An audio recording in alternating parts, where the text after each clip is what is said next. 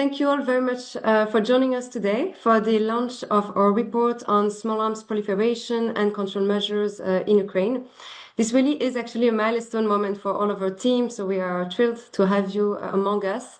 We have excellent participation from this webinar with representatives from diverse fields, from the diplomatic community, the security sectors, international organization, university, NGO. So I really hope that you each find something relevant for your work today. So my name is Aline Chaban, and I have had the privilege of coordinating the research activities for this project with my colleague Nicolas Florquin. The report that you are about to hear today really is the result of a very strong collaboration with the Center for Security Studies based in Kyiv and many external experts from Ukraine and beyond. So most importantly, this report is the culmination of 2.5 years of in-depth research. So really it is an honor for me to moderate today's discussion as we share the findings with you. So to begin the session, we're going to hear some opening remarks, starting with the German Federal Foreign Office, whose financial support made this work possible. So it is my pleasure to introduce Ms. Borger, the Deputy Head of the Conventional and Arms Control Division. Please, Ms. Borger, the floor is yours. Thank you. Thank you also for allowing me to say a few welcoming words for the launch of today's report. The report is, excuse me, I opened the wrong file. The Proliferation and Control of Arms and Ammunition in Wartime Ukraine report, published by Small Arms Survey and the Center for Security Studies, is of course quite the highlight for us as well. You mentioned it, 2.5 years of work of this project.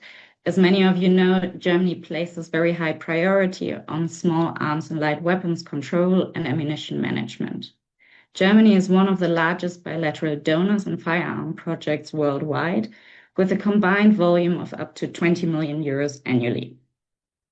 We're very grateful to Ukrainian authorities and stakeholders for addressing firearms control and proliferation risks, particularly given the context of limited capacities and continued war fighting as a result of Russia's illegal war of aggression against Ukraine. Germany is committed to continued support of Ukraine, including for fire control efforts. Germany supports Ukrainian small arms control capacity building efforts bilaterally, as well as through cooperation with international organizations and civil society organizations. Germany is interested in continuing these partnerships. Small Arms Survey is one of our key implementing partners for firearms projects worldwide, including in Ukraine. We are grateful for their systematic research and long-standing expertise, great network, and local partnerships.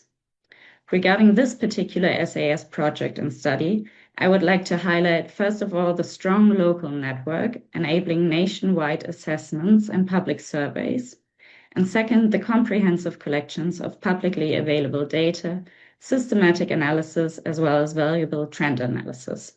The project has generated timely and empirical research and helped building capacities among a network of local experts.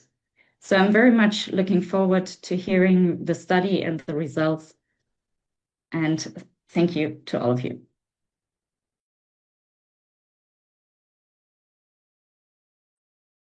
Thank you very much, Ms. Berger, for your kind words, and your continued support has really been essential throughout this project. I will now turn to Alexander Panchenko from the Organization for Security and Cooperation in Europe. Alexander is the Small Arms and Light Weapon Program Manager in Ukraine for OSCE and has been actually following our work from the very beginning as one of our valued members of the Advisory Committee project. So please, Alexander, the floor is yours. Thank you, Alina. Thank you, first of all, for invitation. So, dear esteemed participants of webinar, dear colleagues, first of all, it's my honor to co-open today's webinar organized by Small Arms Survey together with SENSE, which brings together Ukraine Authority and key international partners with a shared objective to further reduce the risk of illicit flow of weapons and ammunition to, within and from Ukraine, in the context of Russia's ongoing war of aggression. For 4 years, security and defense institutions have been simultaneously repelling full-scale military aggression and confronting criminal threats, including the illicit trafficking of firearms, ammunition, and explosives. It is broadly recognized that armed conflict significantly heightens the risk of weapons proliferation. During the war, access to the firearms increases, and incidents involving small arms and light weapons in civilian settings receive growing attention, highlighting the needs of robust, well-coordinated and mitigation measures. Ukraine faces a particularly complex self-control environment with both national and international, transnational, I would say, dimensions. This complexity underscores the critical importance of coordinated and evidence-based actions at all levels. As you know, since 2023, 15 international organizations and the EU agency have been working jointly with Ukrainian authorities to strengthen national self-control across a wide spectrum of thematic areas. These collective efforts reflect our shared commitment to enhancing the effectiveness, transparency, and resilience of weapons and ammunition control system in Ukraine. Within this broader framework, the Small Arms Race, jointly with SENS, as a long-standing and active participant in a matrix of international partners, has undertaken an independent analytical study on weapons proliferation challenges in wartime Ukraine. Just allow me to emphasize the value of such independent research. Combined with official government data and analysis, the Small Arms Race finding helped to build a clear and more comprehensive picture of weapons proliferation dynamics. This evidence base is essential for developing targeted policy response, designing effective preventing and counter-trafficking measures, and mobilizing international resources to reinforce the capacity of Ukraine law enforcement and security agency. Just a practical example, allow me to outline how our cooperation will proceed in practical terms.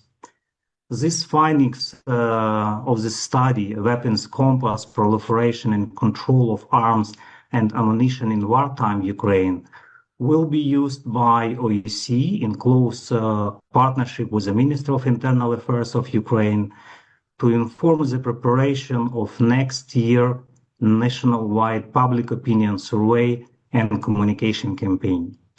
These activities constitute an important preventive instrument aimed at reducing the illicit circulation of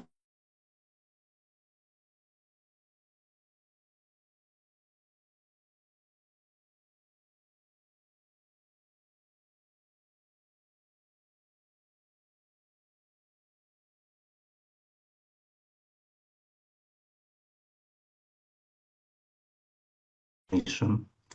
So I wish all of us productive discussion today. According to agenda, this webinar will address a range of issues central to our common efforts to mitigate the risk of illicit weapons and ammunition flow. Your expertise, your engagement are vital to advancing this shared objective. Thank you very much. Thank you very much, Alexander, for sharing a few words. It truly has been a pleasure cooperating with you this past year, and we all look forward for further cooperation. So now but not least, our very own director of the Small Arms Survey, Dr. Mark Downs, will close this introduction session with some last words. Thank you very much, Eileen, and good afternoon to everybody. And thank you for joining us today. Let me begin by expressing my appreciation to our partner SENS and to all of the authors who've contributed their time and their expertise and commitment to this work. We're truly grateful for your continued engagement. Eileen has already outlined the broader context of the project, so I'll not repeat that here. Instead, I want to briefly situate today's report within the longer arc of our engagement in Ukraine, which began back in around 2017. And from the very beginning, one of our central aims was to ensure that both Ukrainian policymakers and their international partners have access to reliable, evidence-based data to guide their interventions. Effective policy cannot be built on assumptions. It has to be grounded in facts. And in a context where disinformation remains a constant threat, the need for credible, verifiable data becomes even more urgent. As you'll hear today, this is precisely why this report matters. Over the years, we've benefited enormously from the transparency of the Ukrainian government, its security agencies and institutions, as well as the dedication of our Ukrainian networking group. These are professionals who are deeply committed to helping Ukraine address the challenges posed by the illicit proliferation of small arms and light weapons. Today's report is one of the tangible outputs of this collaboration. Its strength lies in its mixed methods approach, combining both quantitative seizure data with insights from practitioners from the field. And the result is a body of evidence that is solid, that's credible, and crucially, it's actionable by our Ukrainian partners. The immediate priority for Ukraine and for all of us supporting it remains clear, ensuring that the country has the assistance it needs to defend itself against the ongoing Russian aggression. But even as this remains essential, we must also prepare for the next phase of the conflict, a phase that will unfold not on the battlefield, but within the fabric of Ukraine's democratic institutions. As Russia cannot achieve an outright military victory, its objective is instead the long-term destabilization of Ukraine's political and social order. The presence of tens of thousands of small arms and light weapons, which have been looted, trafficked, or lost in the chaos of war, now circulate within Ukraine. This influx of illicit weaponry threatens public security, it empowers criminal networks, and it erodes trust in state institutions. If left unaddressed, it risks fueling instability long after the frontline battles end. Our analysis of the seizure data shows a concerning trend. Illicit trafficking is growing both in scale and diversification. These weapons fuel violent and organized crime, they complicate reconstruction, and they hinder effective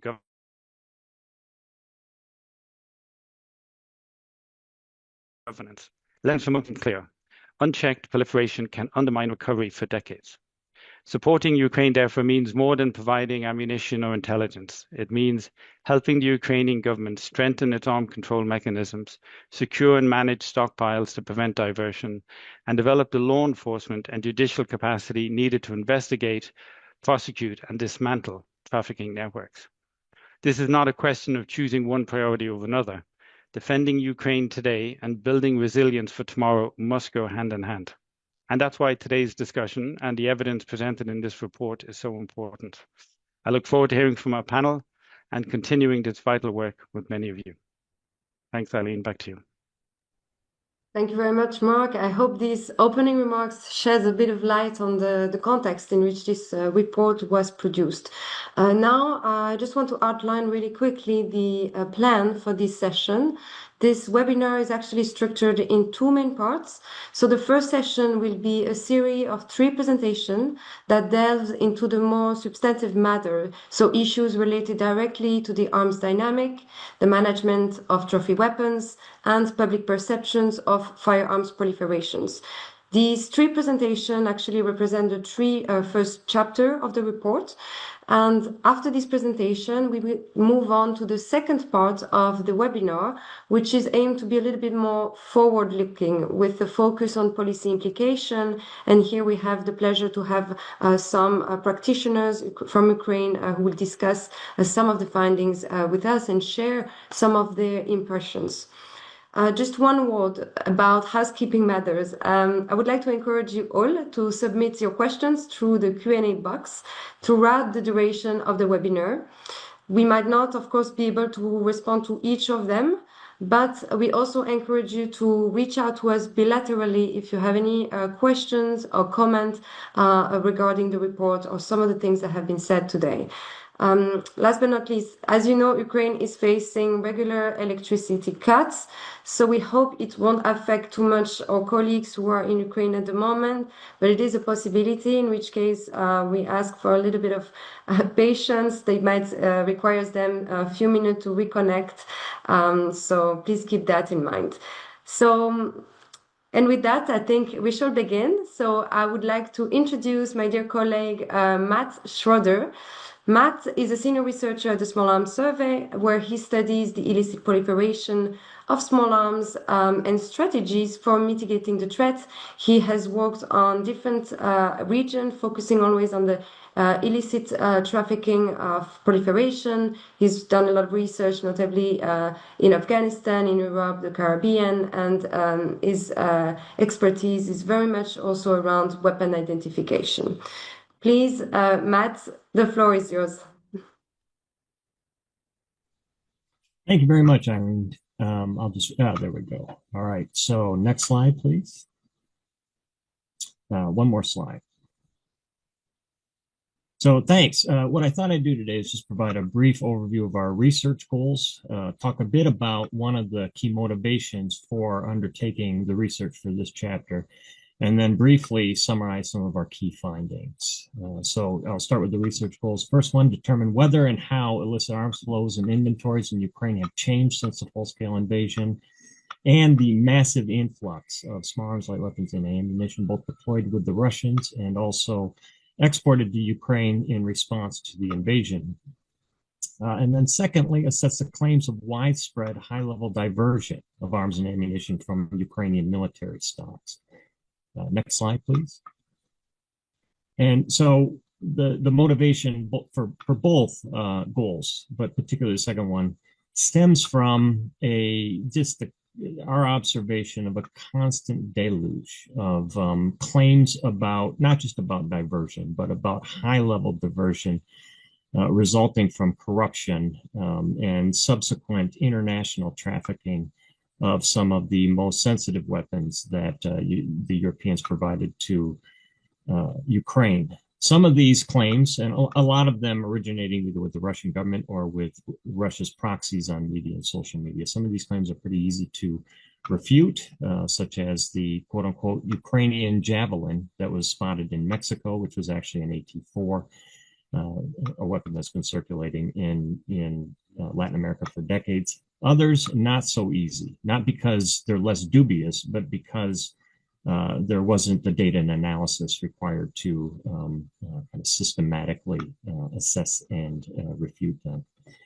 So that's in part our motivation behind undertaking this research. Next slide. So now I'm just going to summarize very briefly some of our key findings. Obviously, there's more details in the report. What we found, looking at from like a 15,000-foot view, is that there has been a significant increase in seizures of light weapons and light weapons ammunition in the 3 years since the beginning of the full-scale invasion. Not only in absolute terms, in terms of quantities, but also relative to seizures of other types of weapons, including weapons that were more frequently seized prior to the full-scale invasion, most of which were kind of civilian in nature. Not surprising, given the massive increase in these types of weapons that are deployed in Ukraine, but worrisome because of the nature of these weapons. Next slide. So we also looked at the makes and models of the weapons that are seized, and to the extent that the seizures are representative of illicit, the broader population of illicit weapons, those weapons that are currently circulating in Ukraine. And we look specifically at Western weapons and Russian weapons. I can't get into the Russian weapons because of time constraints, but that's summarized in the report.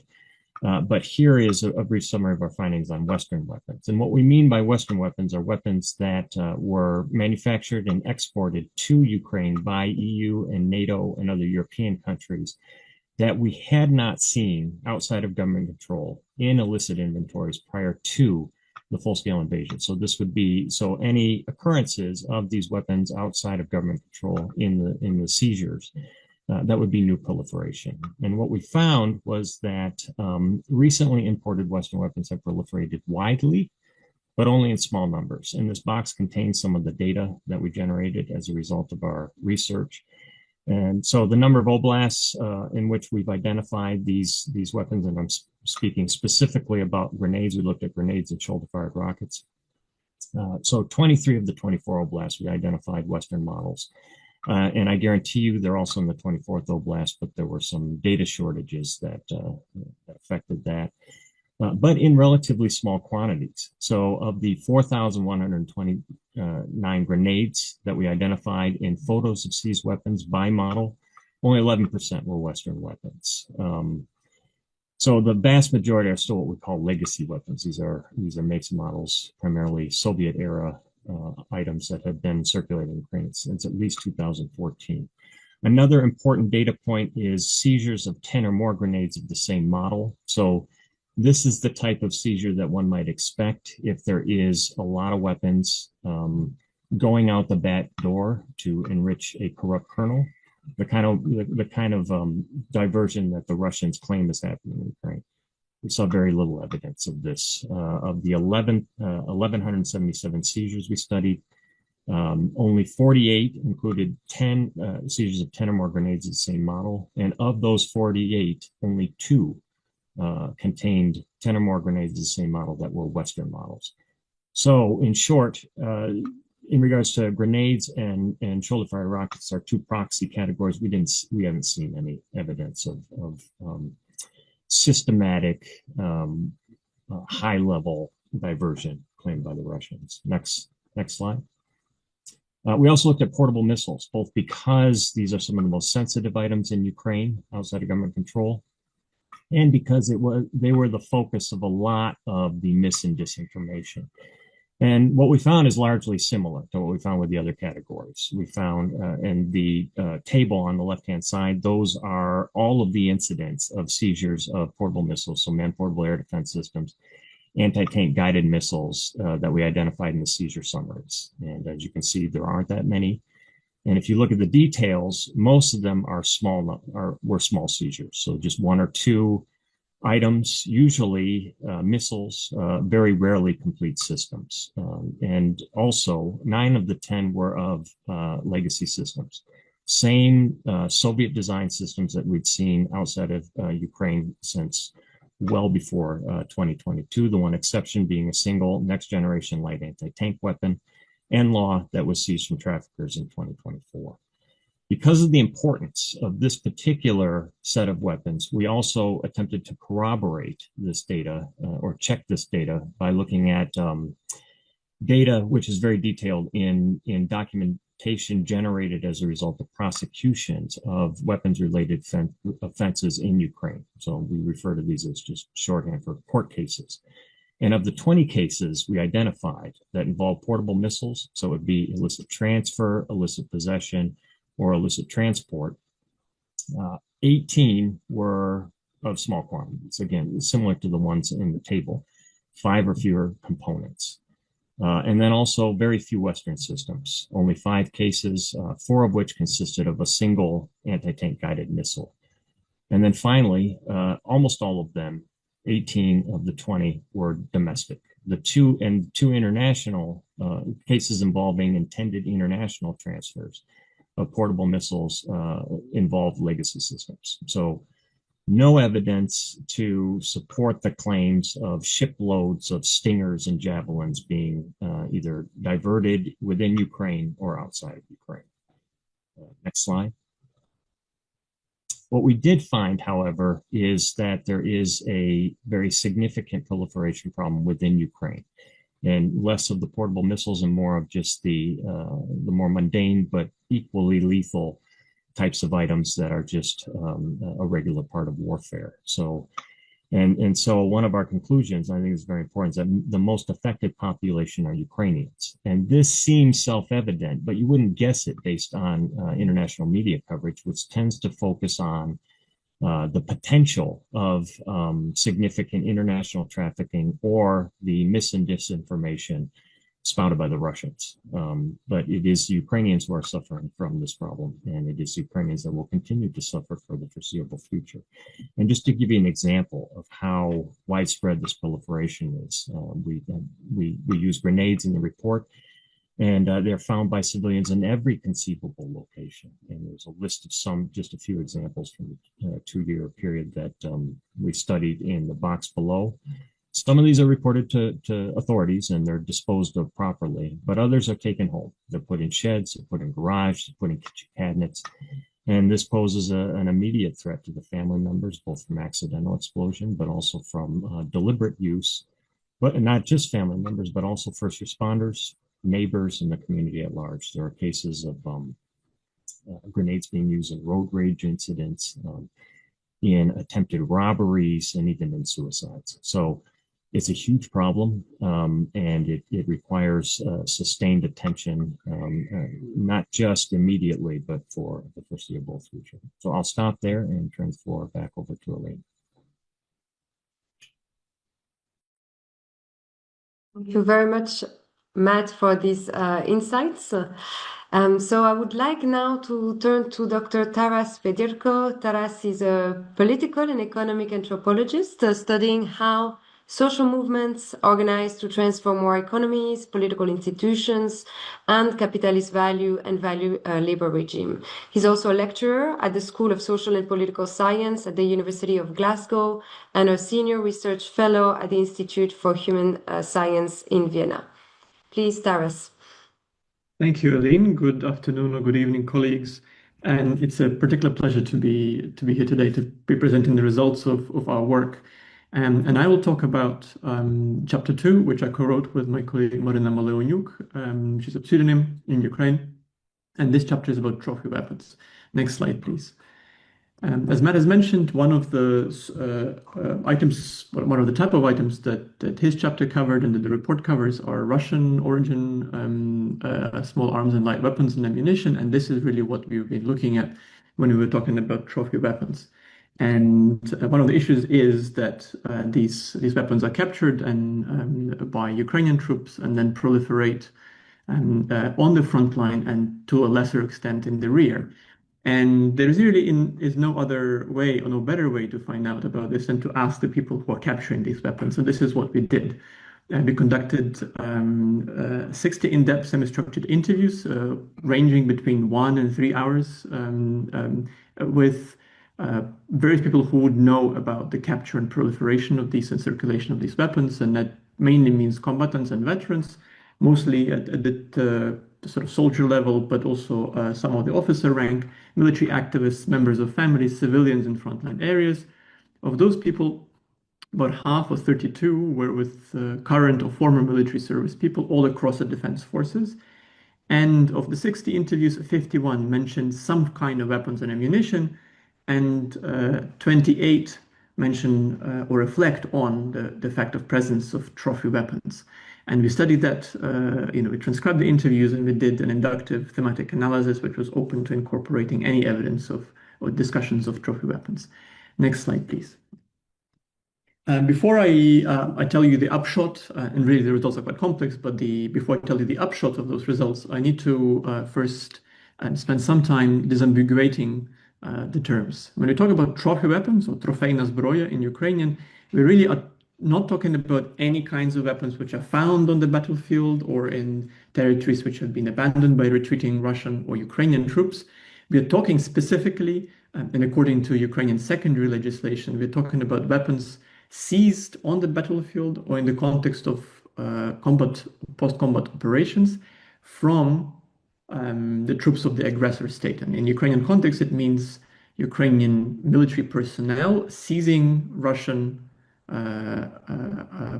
military assets and Russian weapons. This is a definition that's set out in 2 decrees at the Cabinet of Ministers and at the ministerial level. And I have to emphasize that the trophy weapons are defined in secondary legislation. They aren't anywhere defined in primary legislation in Ukraine, which is quite significant, I think, from the legal point of view. And from that point of view, we are contrasting trophy weapons, which are weapons captured by military personnel, to found or scavenged weapons, or znайдена зброя, which are defined in primary legislation in Ukraine, which are weapons found by civilians. The law defines trophy weapons and trophy items as state property and obliges those who find them, the military, to enter them into efficient military inventory using a certain set of predefined procedures, at which point the military unit who registers them responsibility for these items, and at that point as any regular state issued military asset or military item. That's also important because what I'm going to talk about next is, in the next slide, please, is the ways in which troops do and do not register those weapons. So first thing to say is that Ukrainian troops that we've spoken with are all very well aware of official regulations that mandate the registration of trophy weapons. And more broadly, are very well aware of the broader set of regulations about the handling, storage, and management of military assets, and specifically small arms and light weapons. And they also, the testimony suggests that Ukrainian military and defense forces more broadly have put great efforts into inspecting the use and presence of captured weapons, and also to seize those that haven't been registered from units' frontline positions. And last thing I'll say on this slide is that Ukrainian troops also aware of the harsh legal consequences for losing registered state-issued weapons, and which gets me to the next issue. Next slide, please. Just to give you a bit of a taster, the troops we talked a lot about trophy weapons of very different kinds, and also about the criminal liability that they believe might result from mishandling of officially registered weapons. Next slide. Right, and this is the crux of the matter. How are trophy weapons used, and why are they not registered? So our findings suggest that capture of weapons is routine on the front line. The first units to enter and control former Russian positions have the greatest access to trophy weapons. And trophy weapons usually remain with the unit of persons who captures them, and these people not always register them. They, however, routinely reuse the trophy weapons and ammunition. The people who find them, they reuse them in combat, and they use them to replenish their own sort of stockpiles, and sometimes they use them, if they have more of what they need, to redistribute within the unit, but also to distribute them to neighboring units on the neighboring stretch of front line. Sometimes they are bartered for other critical resources. This is one of the reasons why they avoid registering these trophy weapons. And we observe from the evidence partial compliance with the registration requirement, where some troops and units avoid registering captured weapons in order to be able to rely on them as a kind of critical resource that can be bartered, or as a substitute for state-issued arms for practical reasons. And the two main reasons that I wish I had more time to spend on, but I can't, is one, that they feel that they need to avoid red tape and potential penalties for losing or damaging registered arms. And that's why they try to rely on unregistered trophy weapons, which can be lost without consequence. And also they rely on these weapons in order to mitigate and flexibly mitigate shortages in official supplies, right? So they don't get enough of what they need, and so they try to use trophy weapons to replenish what they need. And if they avoid registering them, then they can keep it and it doesn't get redistributed across a broader unit. So next slide. Here's just quickly a quote to give you a sense of the range, the ability of items, just from one testimony where there's a soldier who talks about, an infantry veteran who talks about finding very different kinds of items near Bakhmut. Next slide, please. And these people, like the people I quoted, and other interviewees of ours, talk about their own reliance on trophy weapons. And the way in which they talk about it points that the reliance on unregistered weapons is a pragmatic adaptation to time constraints and bureaucratic pressures that formal military regulations and various kinds of shortages imposed on Ukrainian forces, which are already overburdened. And there seems to be a certain tolerance of this practice among those who find recourse to it, but also some tolerance of it among commanding officers who seem to recognize the practical benefits of this practice. Troops we interviewed claimed that the circulation of trophy weapons was limited to the front line, so they talk about good uses of trophy weapons, which are for combat. And this combines with very, very limited evidence that trophy weapons are being redirected to illicit markets, right? And I have to say that I have to emphasize this because contrary to the imagery of organized criminal units prowling the front lines to seize weapons and to direct them to illicit markets, we have a practical logic of combat troops trying to replenish their stockpiles with trophy weapons. However, the more unregistered trophy weapons there are, the greater the risk that the change in the course of the war could lead to greater diversion from the front lines.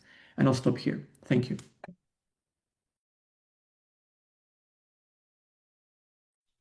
Thank you very much, Taras. You touched on a very important topic, and the many in-depth interviews you conducted surely contributed to a better understanding of the situation on the front line. The many quotes that you included in your chapter are also very precious to capture the complex dynamics, so I will encourage everybody to have a look at the report. So the third chapter of this report now addresses a very different angle of arms proliferation. It focuses on public perception of security. So this chapter was led by György Hideg, who's a survey specialist and methodology advisor. He's advised on a multitude of international clients and statistical issues, and he conducted multitude multi-country, policy-relevant quantitative social research, generally on topics such as living and working conditions, crime and victimization, well-being, and discrimination. Please, György, go ahead. Thanks, Aline. Let me start by stating shortly that this chapter 3, that you introduced so eloquently, is not the product of my work, but it's mostly the product of the work of survey companies that we collaborated with in Ukraine, mostly Ipsos and KIS, the Kiev International Institute of Sociology, who have been conducting the field work, of which we have done 6 waves, which are included in the book in chapter 3, and the results of which I'm going to highlight some snapshots of, because there are a lot and we have very limited time. And the 7th wave is currently now it's done and is currently being analyzed. So the work is continuing. And let's delve into this with the next slide. Right. So this was the opportunity for us, and it was a really exciting opportunity to have an opportunity for real-time observation of how firearms proliferate or penetrate a society during active conflict, which usually we have these active conflicts in places where there is no means to do reliable social research, but Ukraine was not like that. So we had the opportunity to track with our established methodologies to see how firearms penetrate or proliferate across society, and we expected an increase. And what we found instead, that we had this measurement, which is June 19, before the full-scale invasion, but after the initial stages of the war, when we found that 6% of the households in Ukraine said they had a firearm at home, which has a latency, which is an underestimation. But anyway, it was a figure which was established via our established methods or widely used methods of estimations. And we saw that this is going to increase after the full-scale invasion. And what we saw was the opposite. At the early stages, it seemed like the demand that Taras just mentioned, that the battle zone demands for firearms, the hunger of firearms and ammunition at the battle zones, kind of drawn weapons from households, and it has initially decreased the proportion of the households who had firearms at home, and ever since it has been fluctuating around between this 5 to 7% range. Which the last measurement is now a bit higher, 6.9%, but still broadly within this fairly moderate range, which is comparable to developed European countries' household level firearm penetration rates. So this is nothing extraordinary in that sense. We have used certain indirect and advanced methods for a more accurate or more reliable estimation of the actual proliferation, and this kind of tells us that in reality about 1 in 10 households in Ukraine does have a firearm right now, 1 or more firearms, which means that that is more or less what you would find in Germany or in Italy with the hunting weapon. So it is not too bad at this point. But if we go to the next slide, and what Taras has already hinted of is that when this war will enter the next stage with a cooling off, when there will be less acute demand for firearms at the front lines, everyone kind of assumes that these weapons who have left households during the initial stages will somehow, at least partly, find their way back to the civilians as well, not just to the criminal networks, but also households will be more equipped with firearms. And also there is this lingering feeling and information in Ukraine that people should be now more open for a more liberal regulation towards firearms, but this is not at all what we found in our surveys. We found the exact opposite. We found that citizens of Ukraine, or respondents at least, who have a representative sample of the citizens of Ukraine, prefer to have stricter regulations even compared to the current ones, and they would actually prefer to go back to the restrictive pre-war regime, which has been around since the Soviet times to regulate the civilian firearms scene in Ukraine. Especially women and non-combatants, people who did not participate in the war, continue to favor tight firearm regulations, which basically means that no civilians should be allowed to have firearms. On the other hand, veterans who have been participating in the war, which is a sizable number of individuals in Ukraine now, they have fundamentally different attitudes. They are far more likely to own and carry weapons even as a protection against crime. And by weapons, we don't only mean firearms, but they are also more likely than anybody else to carry firearms. And they support more permissive firearm laws. In fact, the majority of them are in favor of legalizing firearm possession for civilians in Ukraine. And that leads us to the next topic and slide that please switch, which is if we are anticipating an increased penetration or an increased level of household firearm ownership, then this comes with increased risks. Risks that Matt has mentioned, which are partly criminal, partly accidental, partly just misuse of firearms would be much more easier for a much larger part of the population. And how to mitigate this is, on one hand, is arms control, but on the other hand, acknowledging that this is this anticipated elevated possession rate among households is kind of inevitable. The raising of awareness of firearms risks and how to mitigate those would be very important as a public policy objective. Currently, as of now, a third of the Ukrainian population reports having some sort of firearms training.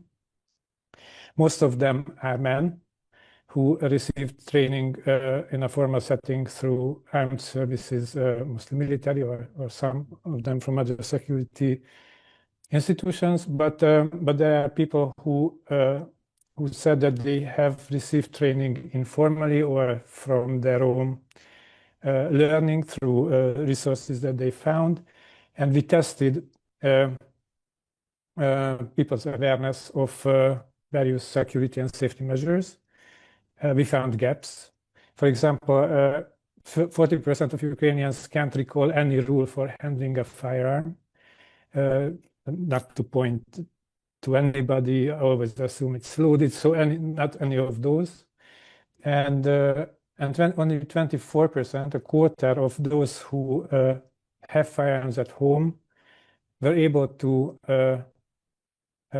confirm that they follow all 4 key rules of firearm storage, which means a safe locked location, which is almost universal, away from kids, which is also almost universal, but only a quarter said that they keep their weapons unloaded and separate from ammunition. And about 70% said that they use trigger locks or safety when they are storing firearms. So there are gaps in awareness, and those awareness campaigns that are to inform the remaining parts of the society about these risks do not seem to be very effectively reaching large proportions of the population. In this January wave, where you have the figures on the slide, 14% of all respondents have met an awareness or information campaign about firearm risks in general. Now, for the October wave, this decreased to 7%. So this is clearly a gap where we have things to do. And maybe this is how I hand you back, Aline. Thank you very much, Gergely. Thank you all for your presentations. There is a lot more to say, and there is only so much we can cover in a 1.5-hour webinar. So the report was just made available online as we speak. So we invite you to download this report, to read it in your own time. It is available both in Ukrainian and in English. So before we move on to the policy-oriented section, actually, I would like to ask all of our presenters one question to you.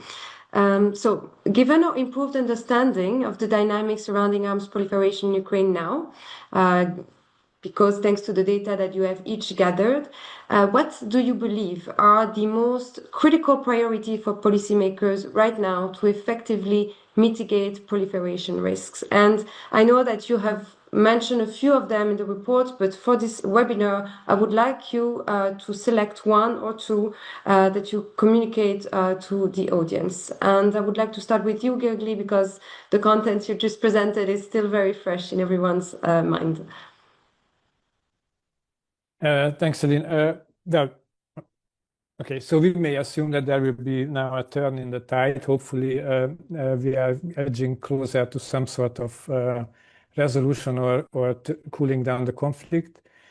And actually, in this October wave that I just mentioned, we found the first time that households have now more weapons. They say the number of weapons they have now is more than they had before the invasion. So there seem to be kind of signs that weapons start to crawl back to households, and this kind of necessitates a relatively immediate response of control and the technical management of the firearm situation, which is going to be a small part of the much bigger problem of how to integrate back all the combatants and how to rebuild the society and mitigating all the social problems and risks related to crime and other anomic phenomena. But this firearm management will definitely be a significant issue, and it could affect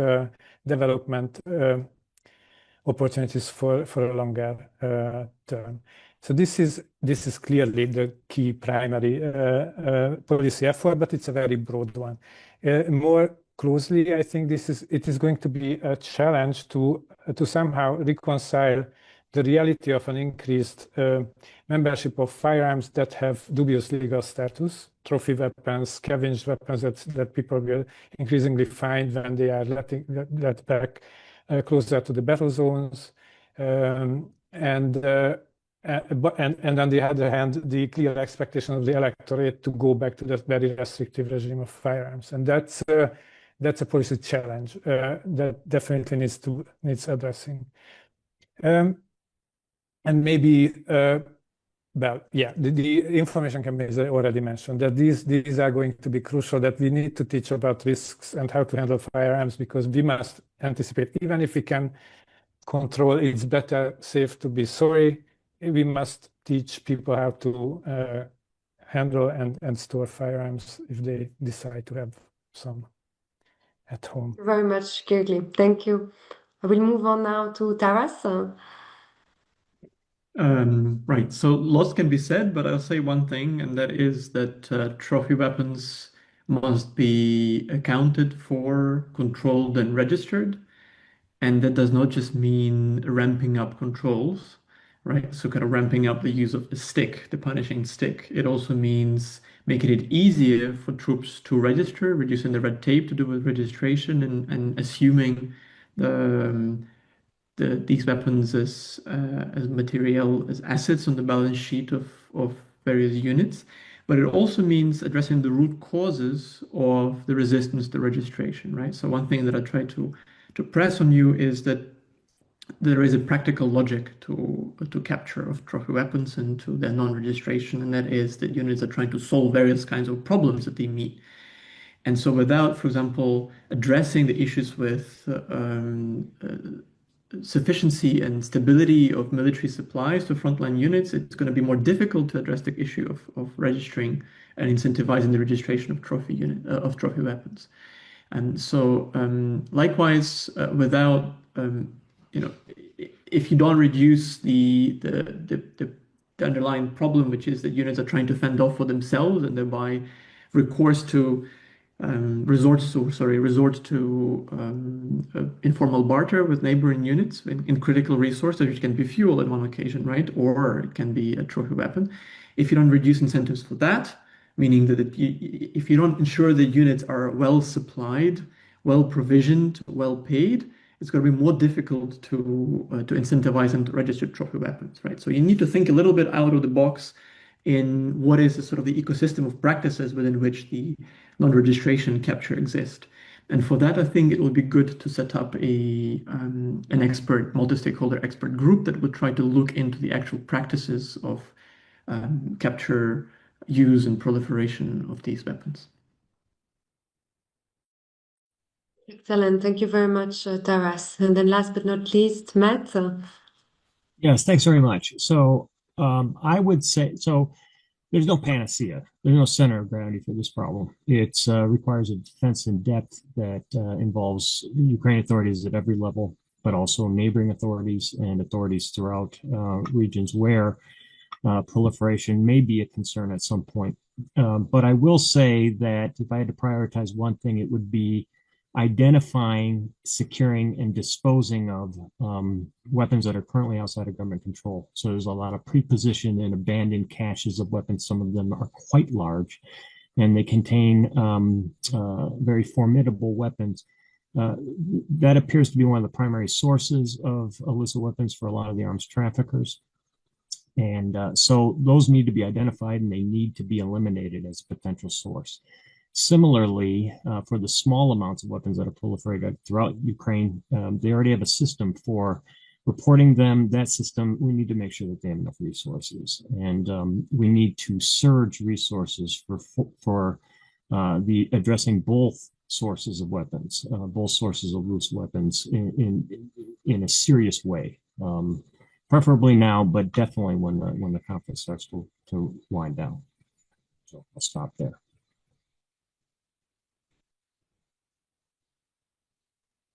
Thank you very much, Matt. So thank you all for your presentation.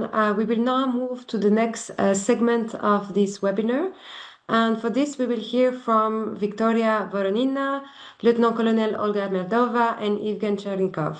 So Victoria is actually the Executive Director of the Center for Security Studies. She's also the former Deputy Minister for Temporarily Occupied Territories of Ukraine and has extensive experience in public administration and security policies. So she managed a wide range of initiatives on small arms and light weapon control, DDR, social cohesion, resilience, and hybrid threat. But most important of all, she has been the driving force behind this project. For all of our activities that we conducted in Ukraine, she has been the lead to develop the Ukrainian Networking Group, which is a network of over 20 experts with background in law, ballistic, journalism, sociology, police, and so forth, to equip them with new skills related to arms trafficking and offer also learning exchanges to better support the civil society to counter this threat in the future. We will also have the pleasure to have Olga Merdova, who has a PhD in legal science, currently serving as the Deputy Director of Educational and Scientific Research Activities at the Institute of Donetsk State University of Internal Affairs. She has 25 years also of service experience in law enforcement agencies, including service in the National Police, and she is an active member of Ukrainian networking group.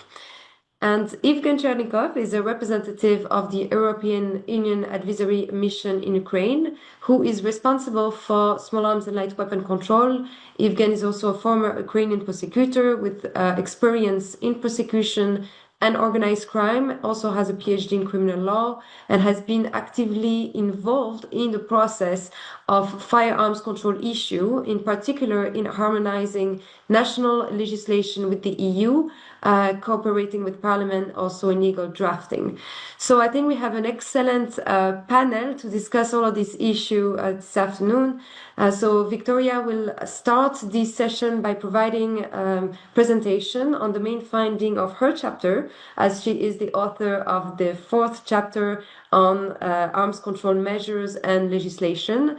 And then she will moderate this session with Evgen and Olga. The discussion would be in Ukrainian, so please ensure that you have clicked on the right button for translation, for interpretation at the bottom of your screen. There is a globe icon. Victoria, the floor is yours. Thank you. Thank you very much, Aline, for this introduction and for all your good words.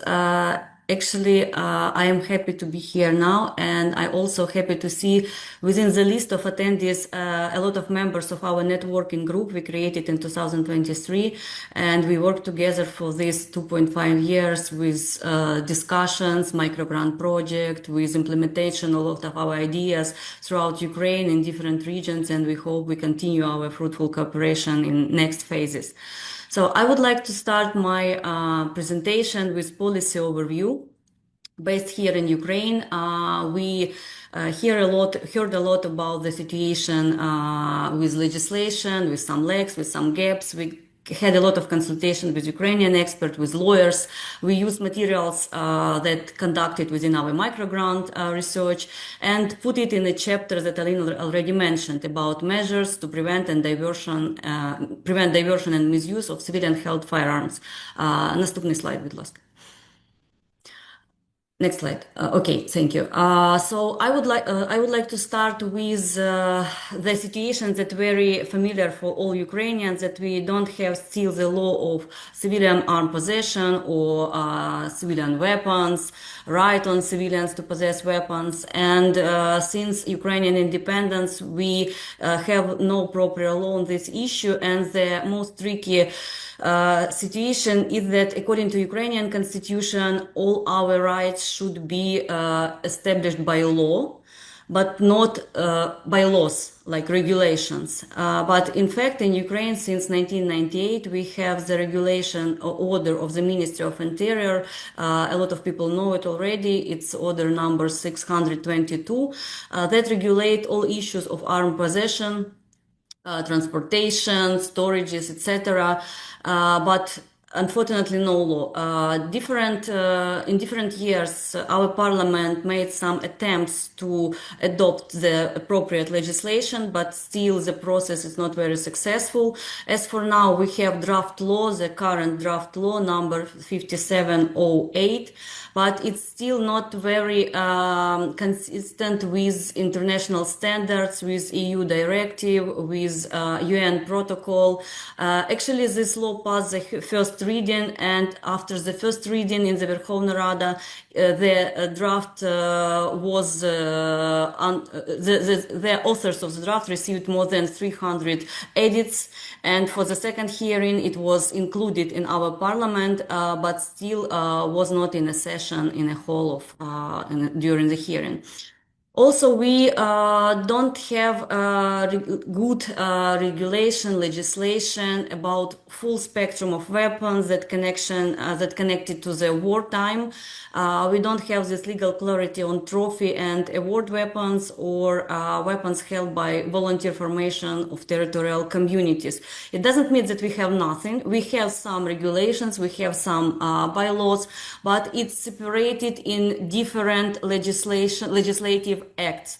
And sometimes it's very difficult to see these matches or to see the changes or follow the regulation to have a clear picture and to follow all the regulation by Ukrainian lawyers or subjects who included in this process. Next slide, please. Also, in our project and in our report, we highlight the approach that arms policy should be not only the issue of criminal or administrative law issue, especially after the war, especially taking into account the experience of different countries that had the war on their territories. The issue of demobilization, the issue of disarmament, the issue of reintegration of veterans, the issue of education and gun culture. It's much broader range of issues that only criminal or administrative procedures. That's why we highlighted this approach and made some efforts to have the discussion more broader about it in Ukraine and include the specialists in security, public health, veteran reintegration, education, culture, media in this topic, and persuade that this issue should be visible in broader context, not only in criminal or administrative law procedures. Next slide, please. Also, Ukraine had already made some good efforts in arms control, and it includes the Coordination Center for Combating Illicit Arms Trafficking that was established in February 2025, and it headed by the Minister of Internal Affairs. It had very good composition of representatives from security, customs, law enforcement, parliament, etc.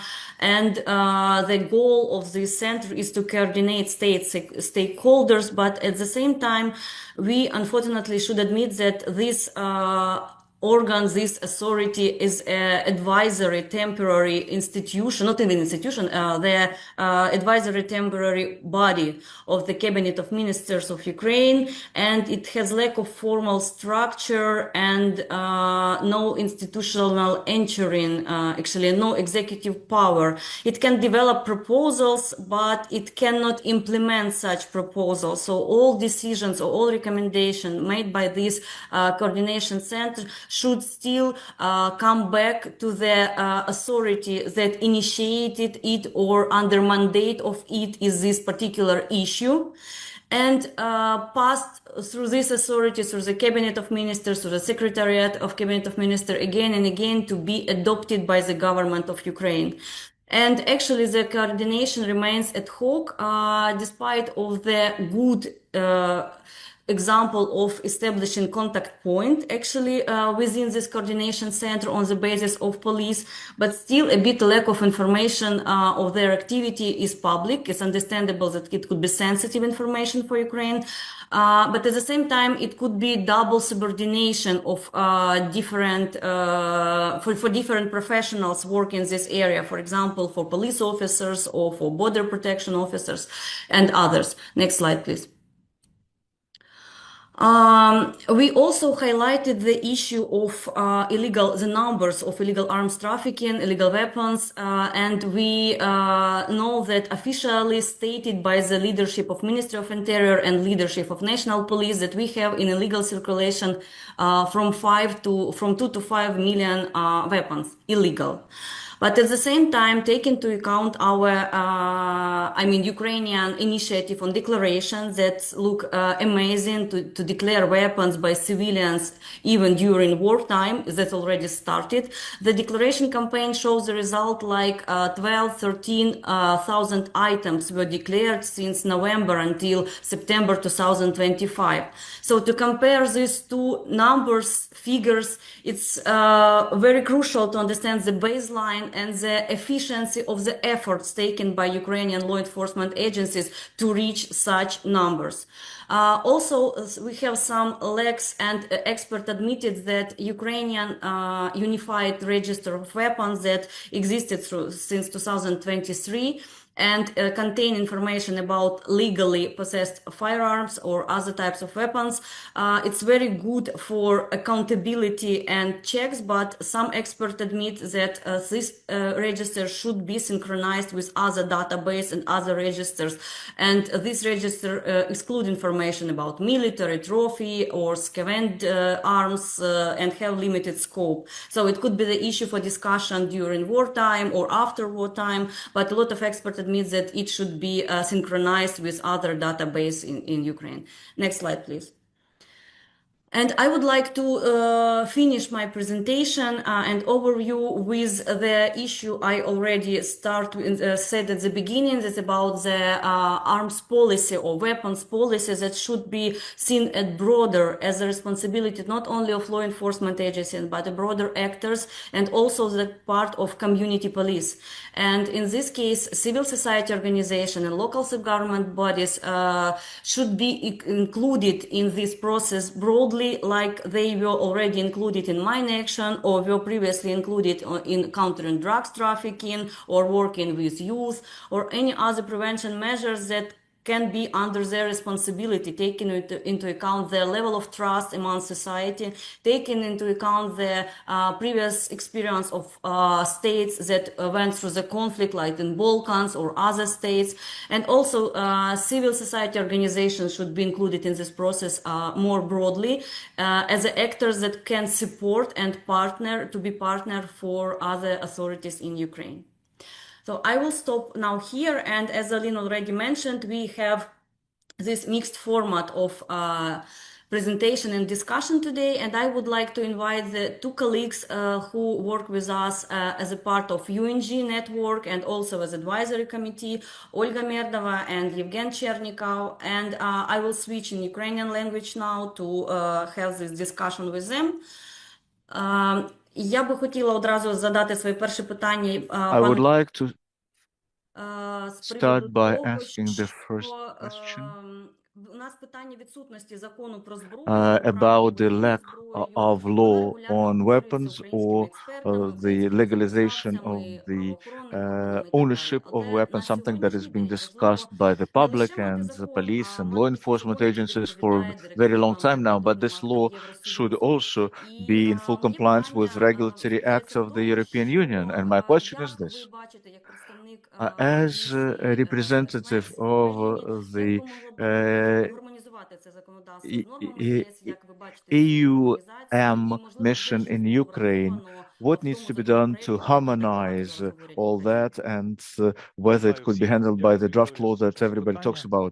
Hello, everyone. Thank you, Victoria, for the sound question. Harmonization with the laws of the EU at the level of the implementation of the national legislation reflects on the directive of the EU of 2021, number 555, which regulates the controls over purchasing and owning weapons. We believe that the first step in implementing this directive will be passing in the second reading the draft law 5708 that you have mentioned, the provisions of which by and large comply with the requirements of the directive. Of course, it requires further updating. We still prepare it for the second reading, but we work closely with our partners from the Deputy Corps, with co-authors of this draft law, and with European Commission that is also instrumentally involved. I have analyzed how this draft law complies with EU laws, and we believe that by passing this law, most of the harmonization outstanding questions would be resolved. There is no unity among the MPs. We know about this. There is a separate opinion of the Ministry of Internal Affairs about the circulation of short barrel firearms, but without about giving the permission for people to own such weapons, looking at the provisions of the law that are ready for the second reading. Like I said, most of them comply with other requirements of the EU directives, but not only them have to be reflected in the national laws and regulations. Also, the law enforcement officers expect that the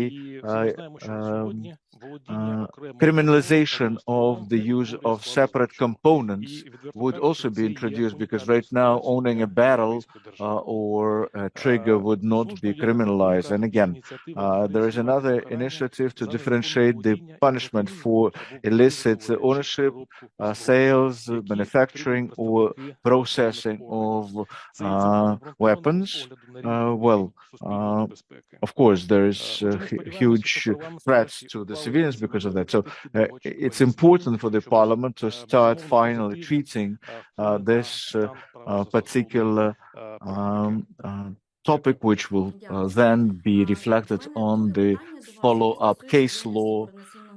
My next question is about the performance of the coordination center, working with similar centers in the EU or in candidate countries.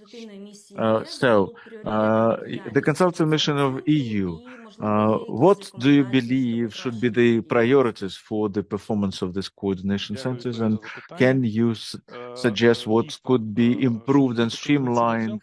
Well, as for this coordination center, it took us a while to run advocacy campaigns, sharing the information about similar institutions in Romania, Spain, and Portugal.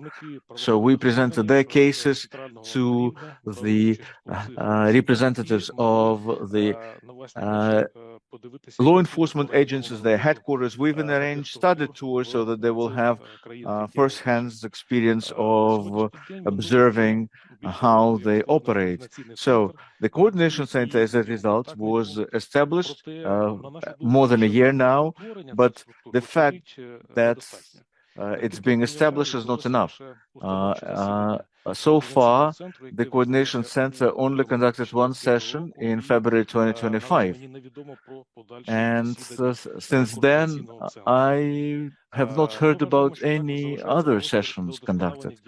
Also, the contact point could be better streamlined, because their operators deliver a huge workload 24/7. Andrei Pluzhnikov, I'd like to thank you for all your endeavors and efforts, and the fact that this contact point doesn't have the status of the structural unit within the National Police of Ukraine, and thus doesn't have its staffing numbers, the registered number of the employees, well, it doesn't make its work any better. As the report mentions, if we formalize its status and staffing numbers, it would help us to contribute to more effective involvement of partners and the improvement on the performance of these contact points as well. If you have any questions, I will gladly entertain them. Thanks a lot, Yevhen. And now I would like to switch to Olha with my questions. Can you tell me, please, Olha?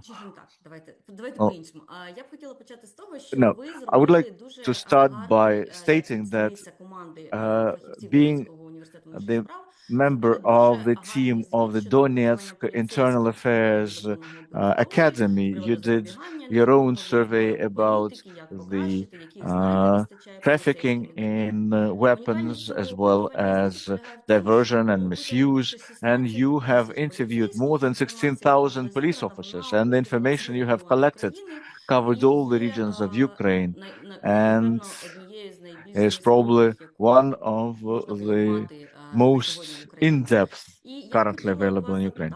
So my question to you is this: what do the police officers think about whether the existing legislation on how to control weapons is enough or not? And what do they think about the decisions of our parliament and government in the time of war, like those campaigns on declaring weapons or other initiatives. Probably they have some other thoughts or alternatives to those initiatives of the government. Good afternoon, everyone. Thank you, Victoria, for your questions. Well, the survey that we conducted, first of all, was anonymous, and thus the answers of the respondents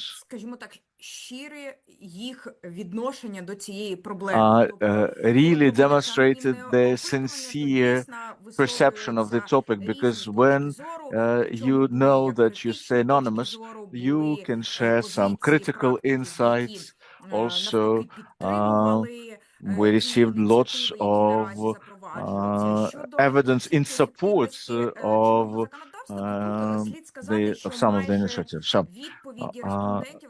the respondents divided 50-50, approximately half believe that the current weapons laws and regulations are enough and sufficient, but the other half believes that it still requires some improvements. But all of the police officers are in favor of finally legislatively regulating the circulation of weapons in Ukraine at the level of the law, passing finally the law. How you would call this law? The law on weapons, the law on the circulation of weapons, different terms were suggested, but all the officers were in favor of finally passing the weapons law. As for the assessment of the existing secondary laws, well, what Yevhen stated about introducing changes to the criminal code of Ukraine, and by the way, our respondents believe that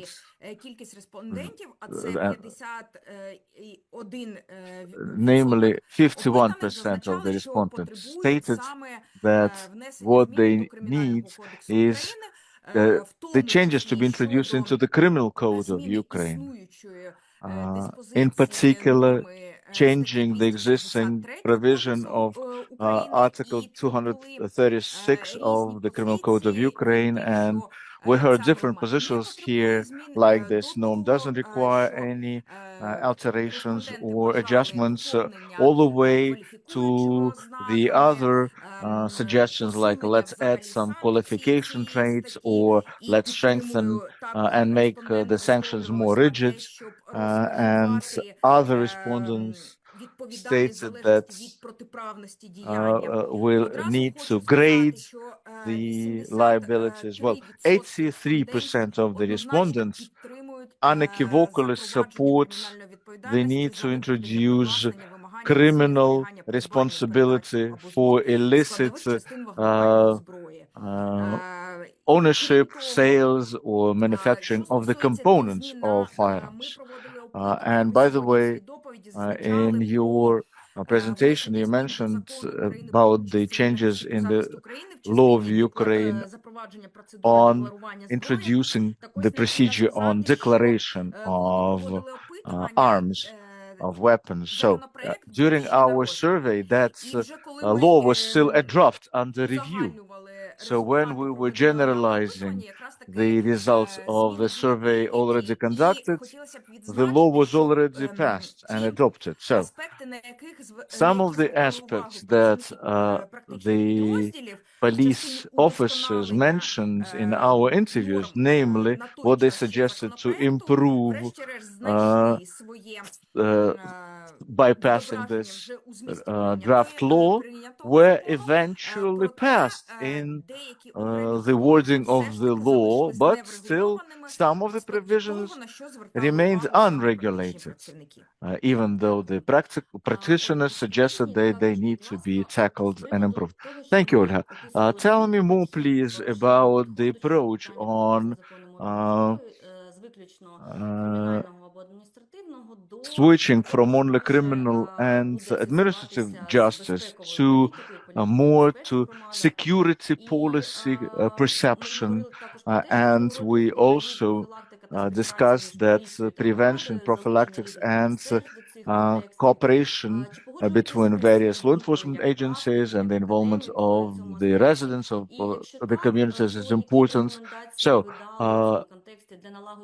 in light of this approach, what would you recommend how at the grassroots level to ensure that police officers, NGOs, and residents cooperate? Well, thank you for your question.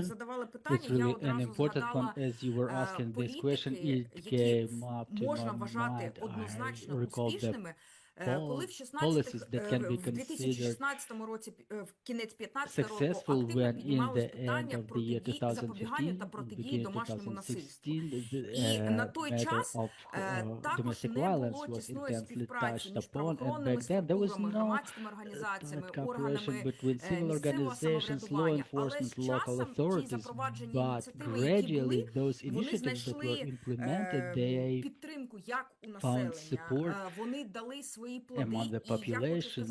They yielded their fruits, and such practices may be useful also when it comes to prevention of illegal proliferation of weapons. First of all, we need to set up multidisciplinary teams that would include law enforcement officers, representatives of central authorities, and representatives of civil society. Definitely, when we were surveying the police officers, their priority was the awareness campaigns, because currently we understand that Ukraine is still under the legal regime of martial law, and many may think that it's untimely to discuss such a topic. However, the things don't happen momentarily, both for the society and for the law enforcement. It's necessary to have some time to make some managerial decisions, to develop relevant measures to be taken in the regions. That's why we need to start discussing it now already, and we need to expand the information space, so to say. For example, currently in the information space, in the media space, we're only seeing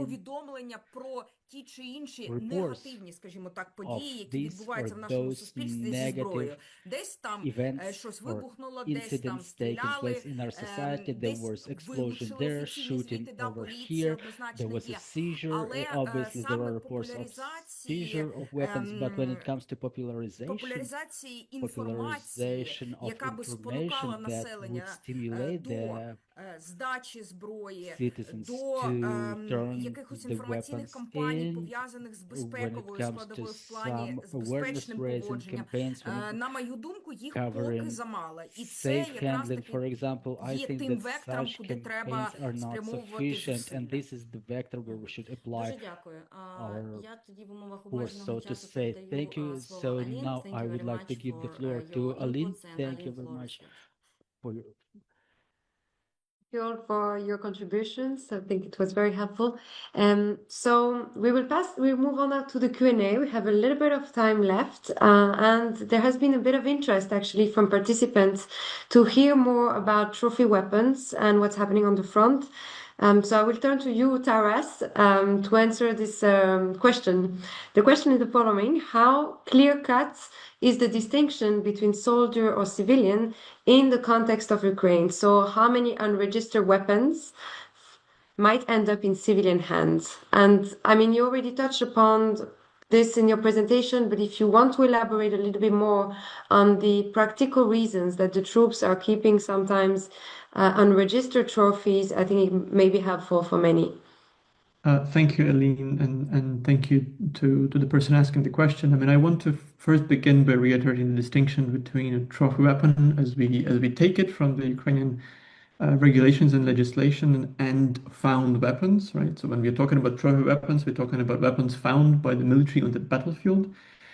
And that is just one of the potential sources, the caches of unregistered trophy weapons, one of the potential sources of the weapons that might find their way to the hands of civilians, right? I think Matt's presentation and his part of the report make it abundantly clear that prepositioned or abandoned Russian caches of weapons in areas from which Russian troops retreated are a potentially more dangerous and a plentiful source of these weapons, and that is a separate issue from the issue of the ways in which trophy weapons might find their ways from the front line to the rear, to the hands of, and then from the hands of military, ex-military personnel into the hands of the civilians, right? So there's actually, the question contains or kind of points to a much more complex picture of the circulation and diversion of weapons and stocks. I'll just say that when it comes to trophies that find their way from the front line elsewhere, in the evidence that we've collected, it is mostly very small scale, which is partly the sort of the social desirability bias in the interviewing, but still a very sort of small scale issue of someone traveling from the front line home and forgetting a grenade in the gloves department of the car, and that grenade turning out to be an unregistered trophy, for example, right? There's much less, and this kind of dovetails with a more general, broader proliferation of grenades and ammunition than the actual small arms. So this is something that I think checkpoints and checks at postal services close to the front line can deal with effectively. But this is as best as I can answer from my point of view. And the thing to add there, and kind of touching upon the other thing that Aline has asked, is that actually talking to non-combatants, but civilians who are involved in supporting military operations, such as military volontaires, as you would call them in Ukraine, right? So the military activists, some of them receive trophies and ammunition as gifts, for a symbolic gift for the support of operation. We've got several interviews discussing that in our work. This is not something that we look into in particular length in the report, but this is in line with the broader the patterns of limited frontline circulation of trophies that we discuss. And again, this is something that can be dealt with through checkpoint checks and basically continuing that work of inspection and checking and solicitation of voluntary give-ups of weapons that the Ukrainian police and the state are already doing. Excellent, Taras. Thank you very much for responding to this question and for the audience for submitting. It seems that there is another area of interest among the audience would be about the type of weapons that are circulating in Ukraine and that would pose the greatest threat. So the question was, which of the illicit weapons circulating in Ukraine right now pose the greatest threat and why? And maybe I would like to turn to Matt, who has been analyzing hundreds of arms seizures documents to start answering this question, and then to all other panelists who, of course, are welcome to complete the answer. Please, Matt, if you can say a few words. Sure. So this is a trick question because there is no single most problematic weapon. The weapons are problematic in different contexts. The ones that are most problematic vary from context to context. So on a day-to-day basis, it's the more mundane weapons, it's more garden variety weapons, it's the unregistered firearms, it's the grenades, etc. From an international terrorism perspective, it is the latest generation man-portable air defense systems. So the shorter answer is there isn't one. We need to control all of them, which I realize is much more difficult to do than to simply say. But we need to recognize that all arms and ammunition pose a threat, and an equally problematic threat at different levels and in different contexts. Thank you very much. Would another panelist like to add anything? No? Okay, so maybe I will move on to one last questions, which can maybe many of you can answer to this. What countermeasures are critical for preventing international traffickings of arms and ammunition in Ukraine? Again, it's many answers, but you can focus on the research that you have conducted. Even Olga, you're also, of course, free to jump in on this one.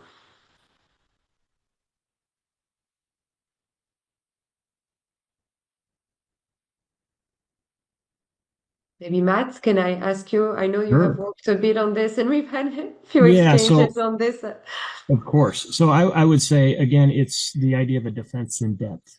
You need very robust border controls, both on the Ukrainian side and on the side of their neighbors.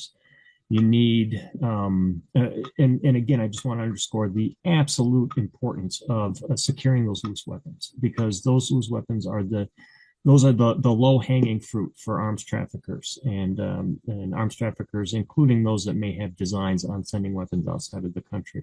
So strong border controls, strong stockpile security, strong monitoring of various modes of transport and modes of shipping, including the Postal Service, as Taras mentioned, and then close cooperation and intelligence sharing with between Ukrainian authorities and their colleagues abroad, because if there is a shipment of weapons that is seized in Europe, it will be absolutely critical that the European authorities who get it, who suspect that it came from Ukraine, get a prompt and very accurate answer as to where it came from, and that there's close cooperation in tracking the chain of custody for the weapons that are interdicted. So that's, I mean, there are more countermeasures that I go into, but I'll stop there. Thanks a lot, Matt. So we are arriving at the end of our session. So I would actually like to give the floor to Nicolas Florquin, who is the Small Arms Survey's head of data and analytics, senior researcher with a lot of experience in innovative mixed method analysis, and most importantly has been providing a lot of strategic guidance throughout this project. So I think he will have the final words for this session. Please, Nicolas. Thank you so much, Aline, and thank you to all our speakers and discussants today. I thought it was a very rich discussion. And thanks, of course, to all our participants who stayed with us until the end. And I'll be very short because I know we already passed the 90 minutes. But I think one of the key messages and takeaways from this long research and venture culminating in this presentation today is that there's already a lot of work being done, a lot of awareness of the challenges posed by arms proliferation in Ukraine, and especially among Ukrainian stakeholders. We're seeing this through, for example, the increase in seizures. I mean, this really is a testimony that Ukrainian law enforcement is taking this seriously, and the doubling of seizures, of course, reflects an increase in the scale of the issue, but also the authorities' attention to the issue and continued prioritization of this issue in the midst of an active war. We've also seen this through the number of special measures that were mentioned that were taken by the government since 2022, the establishment of the coordination center, the weapons register, and then other types of initiatives that show that arms control can also happen during high intensity conflict. And I think we really need to laud Ukrainian authorities for this. I would also add, and I know we have a number of regional partners here and law enforcement listening, and to also recognize the work they're doing in cooperation with Ukrainian authorities to facilitate information exchange. I think someone also asked in the chat about lost weapons in Ukraine, and so we also know that there's a lot of information exchange on lost weapons with European entities to allow for the tracing if they ever show up in Europe. So we really need to recognize that there is already a lot going on, but that obviously the challenges are significant moving forward, both if the conflict continues or in a possible transition kind of scenario. And I would just highlight a few. I mean, I guess we hear a lot in general about the need to strengthen the security of Ukrainian stockpiles, which is a legitimate concern, especially for the Western powers that provide weapons to Ukraine. But I think the research shows that that's not the only priority.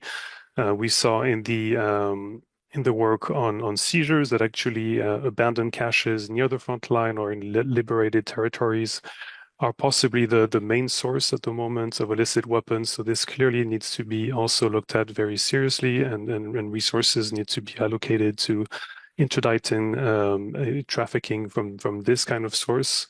There's also the problem of that might arise if and when combatants return home, and they can bring back their personal weapons, they can bring back potentially trophy weapons. I don't think we talked about scavenge weapons, which are the weapons found by civilians, not by combatants. And so these are all issues also that need to be anticipated if the dynamics of the war change. And finally, I would also want to also project ourselves into some of the mental health issues, some of which are already happening now, but that might also escalate in a transition phase as people who faced active conflict and might come back and have access to weapons, and the sort of risks that this poses for society. So I think there's a lot of specific issues that Ukrainian authorities and their partners need to look at. So I think we also saw through this cooperation and partnership with the Center of Security Studies, but also with a range of other Ukrainian partners we worked with during this research and work, that there is the capacity to look at these issues and to project ourselves into also what the challenges.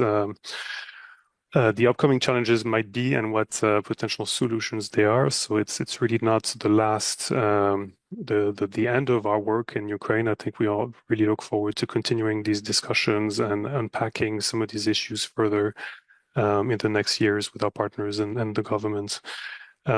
Before I close the meeting, I would just want to say the last round of thank yous, because it was a long journey to get here. And of course, I want to thank our partners at the Center for Security Studies, and especially Victoria for her continued support and sometimes some very difficult conditions in Ukraine. So thank you so much to you and your team for all the support throughout these years. The German Federal Foreign Office for the support and trust, Ukrainian authorities and other partners for the information sharing and cooperation.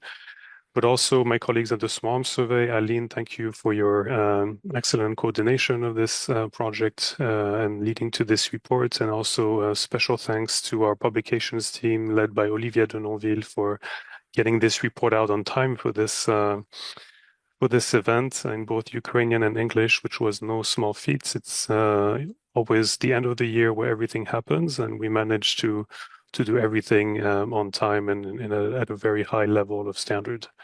So to finally conclude, I think we really look forward to building upon this work, to continue to support Ukraine and its partners in dealing and anticipating the wartime arms proliferation that we've documented and its impact on human, regional, and national security. So thank you to all the participants, and I think the meeting can close now with just a little bit of delay. And we look forward to remaining in touch. Thank you very much.